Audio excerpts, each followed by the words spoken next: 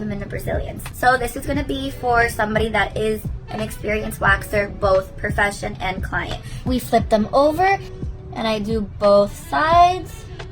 If they need a cleanup strip, then I will do in whatever direction I did not do the first time. I will grab them both at the same time and done. The client is done, the Brazilian's done. I'm gonna start with the bikini line. The bikini line is going to be on the outer part, right at that crease, extending a little bit at that inner thigh.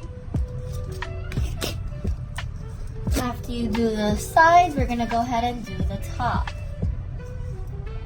Remember, we are not going to bring this all the way across because the hairs do grow inwards. We're gonna just do this top, and if there's any little cleanups that we may need to do on the bikini line, now is the time to do so while we wait for this one to dry. Now we're gonna do the other side. Now we're going to work on our labia. I'm going to start this labia strip a little bit higher up to get this part that we did not get.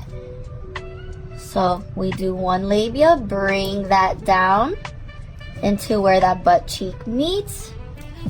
We are also going to do the other labia.